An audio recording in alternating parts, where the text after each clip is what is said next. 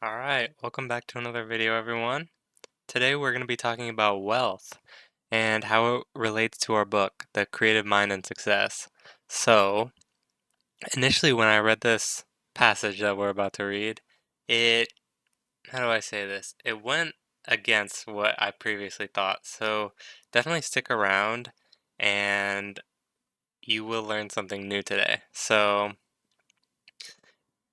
basically what we do on this channel is we go over awesome books like this one and we kind of break it up, make it a little bit more entertaining and most importantly educational.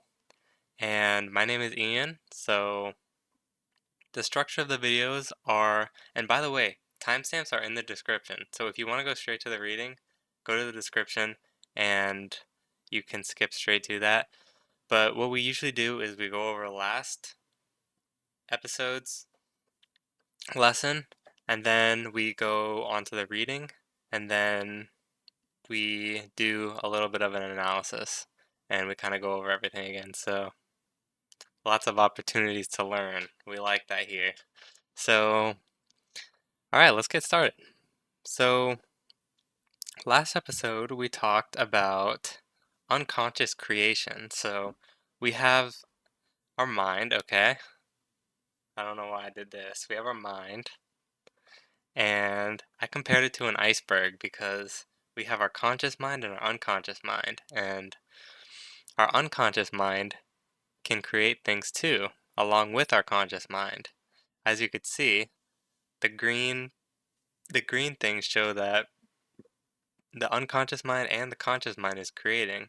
And if you look at it closely, you can see that the unconscious mind is creating more than the conscious mind here. So basically what we were saying that we should watch our minds at all time because we want to create what we want to create. We don't want to create what our unconscious mind is creating. So watch your mind at all times and consciously think, consciously know what you're doing, okay? And you will change your life. So that was last episode's lesson. And today we're going to be talking about first steps. So that's kind of the title there, but don't worry, we're going to get into basically what you're all here for in a second. So, let's read. The first thing to realize is that since any thought manifests it. Oh my gosh. Let's start over. That was a bad start. Okay. The first thing to realize is that since any thought manifests, it necessarily follows that all thought does the same. Else, how should we know that the particular thought we are thinking would be one that would create? Mind must not. Mind must cast back all or none, just as the creative power of the soil receives all seeds put into it, and at once begins to work upon them, so the mind must receive all thought and once begin to operate on it. Thus, we find that all thought has some power in our lives and over our conditions. We are making our environments by the creative power of our thought. God has created us and thus we cannot escape it. By conforming our lives and thought to a greater understanding of law, we shall be able to bring into our experience just as we wish, letting go of all that we do not want to experience and taking in the things we desire. Every person is surrounded by a thought atmosphere. This mental atmosphere is a direct result of thought, which in turn becomes the direct reason for the cause of that which comes into our life. Through this power we are either attracting or repelling.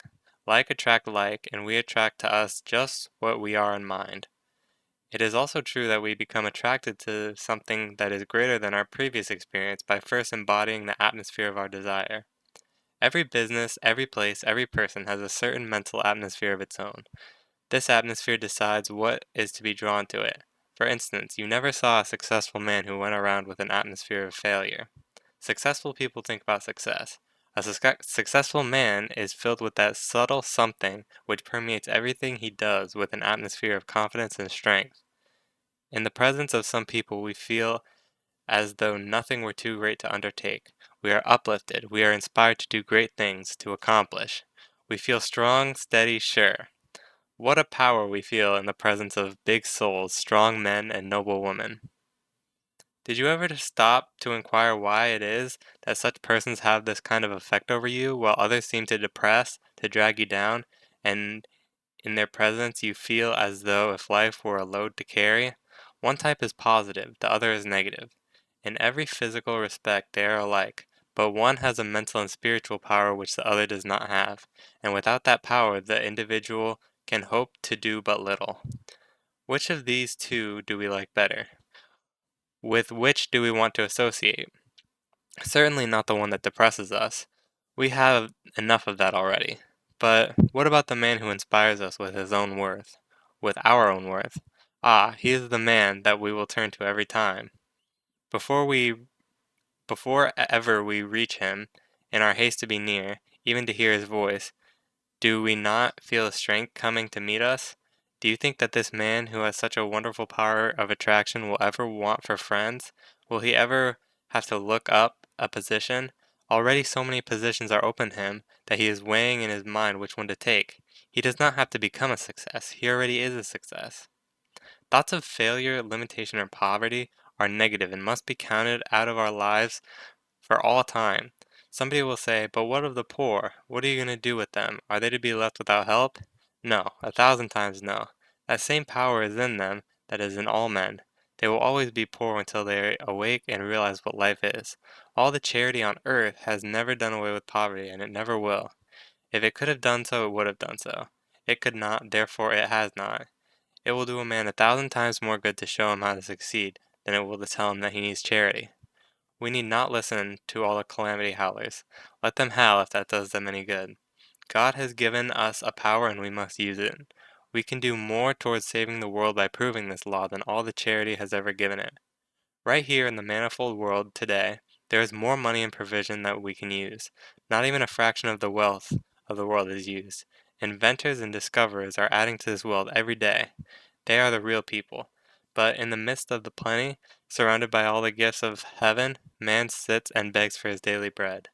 He should be taught to realize that he has brought these conditions upon himself. That instead of blaming God, man, or evil, or the devil for circumstances by which he is surrounded, he should learn to seek the truth, to let the dead bury their dead. We should tell every man who will believe what his real nature is, show him how to overcome all limitations. Give him courage, show him the way. If he will not believe, if he will not walk in the way, then it is not our fault. We have done all that we can. We must go on our way. We may sympathize with people, but never with trouble, limitation, or misery. If people still insist on hugging their troubles to themselves, all the charity in the world will not help them. Remember that God is the silent power behind all things, always ready to spring into expression when we have provided the proper channels, which are receptive and positive faith in the evidence of things not seen with the physical eye, but eternal in the heavens. All is mind, and we must provide a receptive avenue as it passes out through us into the outer expression of our affairs. If we allow the world's opinion to control our thinking, then it will be our demonstration. If, on the other hand, we rise superior to the world, we shall do a new thing. Remember, all people are making demonstrations. Only most of them are making the ones that they can make with their present powers of perception. Okay, so that was our longest reading. So let's get straight to. Okay, let's start with our thought atmosphere, which I drew right here. So the mental atmosphere is the author kind of implied that it can be a person's mental atmosphere, or I also kind of thought it also kind of makes sense that it could be the world's mental atmosphere. So all these thoughts could represent different people and they're all creating different things. And it could also represent like an individual, like one person that has many thoughts and they're creating different things with their thoughts. But the main point was that we're all creating with our thoughts, so your thoughts will have an effect, basically. In the beginning, it said that all thoughts have power. Okay? So, let's continue. So, our next picture, we have kind of negative thought and a positive thought. And the author says to remove all negative thought from your mind at once. And he says to never think about it because in the beginning he says that all thoughts have effects. So it's just a little bit of a visual demonstration. And I said to choose the positive thought. I mean, you can choose the negative thought, but it's going to happen. So unless you want it to happen, don't choose it. Okay, and this was what I wanted to show. So this is the thing that kind of surprised me. The book says that not even a fraction of the wealth that's available is used. So I kind of drew this like graph and I said the wealth that's used is a very small fraction. And who knows, it could even be smaller than that, and it probably is. And then the wealth that's available. So a lot of people get caught up in like competition or thinking, oh, there's like billionaires, that's like so much more than I have. And they're like, I could never do that. But according to this picture, the wealth available is still so much greater than what is used.